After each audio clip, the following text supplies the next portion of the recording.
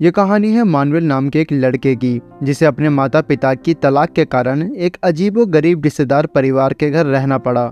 10 साल का Manuel Madrid से निकलकर स्पेन के दूसरे शहर में आया, जिसे अपने चाचा के घर 3 हफ्तों के लिए रहना था। मगर स्टेशन पर उसे उनका काफ़ी देर तक इंतजार करना पड़ा। मानुएल पहली बार अपने रिश्तेदारों से मिल रहा था। वो अपने मम्मी पापा से दूर आकर बहुत निराश था, लेकिन उसे अपने घर से दूर रहना जरूरी था क्योंकि उसके मम्मी पापा एक दूसरे से तलाक लेने वाले हैं। मानुएल जब अपने रिश्तेदार के घर पहुंचा तब उसे पता चला कि उसके 4 चाचा हैं और वो सारे अपने फैमिली के साथ एक ही बिल्डिंग में अलग अलग फ्लोर पर रहते हैं और उसे 3 हफ्तों के लिए अलग अलग घरों में रहना होगा। पहला हफ्ता मानुएल हुआन के घर बिताने वाला था। अगले दिन वो मानुएल को अपने दुकान पर ले गया, जहाँ सिर्फ औरतें काम करती थी, जहाँ वो अपने चाचा को उन औरतों से फ्लर्ट करते देखता है। मानुएल उसे काम सिखा रहा था और तब हुआन की बेटी फसोंता आई, जिसे देखते ही मानुएल उसे पसंद करने लगा। मानुएल हुआन और फसोंता के साथ वक्त बिताकर काफी खुश था और एक दिन हुआन उन दोनों को शहर से दूर एक शांत जगह पर ले गया और जहां शांति के माहौल में वो उन्हें पेंटिंग सिखाने लगा। हुआन ने मानुएल को कुदरत की खूबसूरती दिखाई। उस खूबसूरती को वो तीनों तस्वीर में उतारने लगे। कुछ देर बाद वहाँ एक आदमी आया, जिसे देखकर वो दोनों बच्चे काफी डर गए। वो अजीब सा आदमी अपने आप को भगवान कहता है और हुआन के कहने पर मानुएल ने उसे खाने के लिए एक फल दिया। फिर भी उसकी अजीबो गरीब बातें खत्म नहीं हो रही थी।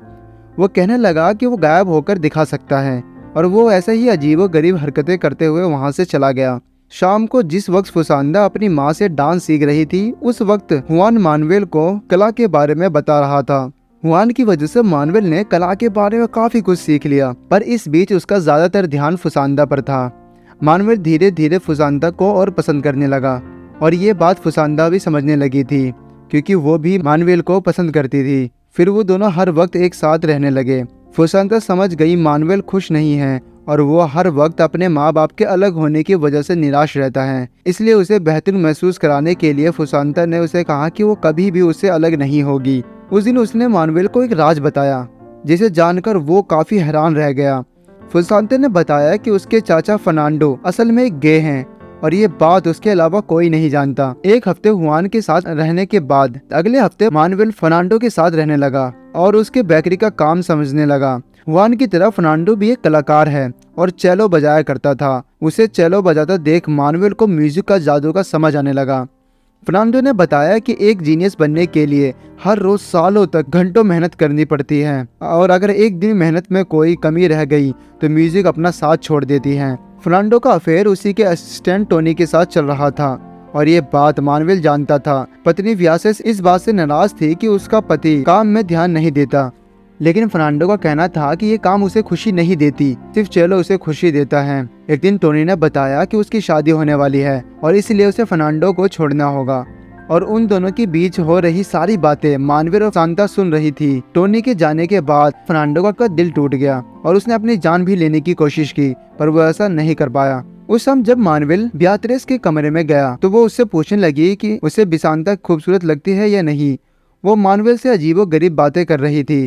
तब मानुएल ने फसांतो और टोनी के बारे में सारी बातें बता दिया। इस अफेयर के बारे में जानकर बियाट्रेस ने मानुएल को इस बात को किसी और को बताने से मना कर दिया और इस बात को राज रखने का वादा करने को बोल दिया। और वही फर्नांडो से नाराज होने की बजाय बियात्रेस उसे संभालने लगी और उसके बाद वो उसे बेहतर महसूस कराने की कोशिश भी करने लगी। मानुएल एक नई दुनिया देख रहा था और इस दुनिया में उसे फसांता के साथ खुशी मिल रही थी। उस दिन अचानक उन्होंने 2 अनजान लोगों को छत पर देखा। तब फुसांता ने उसे बताया कि अमीलिया की बेटी लोली और उसका बॉयफ्रेंड है, जो ड्रग्स लेकर वहां से भागे हैं। फुसांता को तभी कुछ महसूस होता है और वो कहने लगी कि उसके घर में जरूर कुछ बुरा हुआ है। घर की ओर जाने पर उन्हें पता चलता है कि फर्नांडो की मौत हो गई है। हर कोई परेशान था, मगर सबसे ज्यादा परेशान बियाट्रेस थी, जिसने बताया कि अचानक वो जमीन पर गिर पड़ा और उसकी मौत हो गई। हुआन और उसके बड़े भाई अमीलिया ने फर्नांडो को जमीन पर बेहोश देखा और उन्हें समझ आया कि उसे दिल का दौरा पड़ा है। सही वक्त पे अमीलिया उसे बचाने में कामयाब हुआ और उस दिन के बाद मानुएल अमीलिया के घर रहने लगा। अमीलिया की बहन मार्गरीटा मानुएल को पढ़ाने लगी, पर मानुएल उसे परेशान करने लगा। एक दिन मानुएल के फादर का कॉल आया और मानुएल को अब पता चला कि वो अब इटली में रहते हैं। मानुएल ने अपने पापा को बताया कि मार्गरीटा हर वक्त उस पर नजर रखती है, इसलिए वो अब परेशान होने लगा है और घर वापस आना चाहता है। मानवेल ने फुसांता को बताया कि जल्द ही उसके फादर उसे लेने आने वाले हैं और ये सुन फुसांता निराश हो गई। मानवेल और फुसांता एक दूसरे से शादी करना चाहते थे, पर वो जानते थे कि दो कजन ऐसा नहीं कर सकते। अमीला के घर में एक कमरा था जहाँ जाने की किसी और को इजाजत नहीं थी, मगर फर्नांडो और मानवेल उस कमरे में चले जाते हैं और वहाँ उन्हें पता चलता है कि वो कमरा असल में अमीलियो का क्लिनिक और लैब है। अमीलियो उसे क्लिनिक में देखकर खुश हुआ और अपने भाइयों की तरह वो भी उसे अपने काम समझाने लगा। अमीलियो एक आंखों का डॉक्टर था और वो मानवेल को आंखों में छुपी खूबसूरती दिखाने लगा। कुछ देर बाद मैग्रीटा फिर से उन पर नजर रखने लगी। वो उन बच्चों को चिल्लाने लगी कि उसके मना करने के बाद भी वो इस कमरे में क्यों आए। वो आगे कहने लगे कि उसके पिता यानी मानवेल के दादा अटेनियो से बात करना चाहते हैं और वो मानवेल को अटेनिया समझ रहे थे। दरअसल अटेनियो मानवेल के फादर का नाम था। मैग्रीटा का कहना था कि वो अब उन्हें और नहीं संभाल सकती क्योंकि वो अब दिन भर सिर्फ मरने की बातें करते रहते हैं। अमीलियो जानता था कि उसके पिता मानवेल से बात करके अच्छा महसूस करेंगे, इसलिए उसने मानवेल को अपने पिता के पास भेज दिया। मानवेल के दादा कहने लगे कि दुनिया खत्म होने वाली है और इसलिए उन्हें दुनिया खत्म होने से पहले दुनिया देख लेनी चाहिए। फसांतो के अलावा किसी को भी मानवेल के दादा की भाषा समझ में नहीं आती थी। फिर वो कहने लगे कि इस घर में कई सारे राज हैं और वो सारे राज इस परिवार को शर्मसार करती हैं।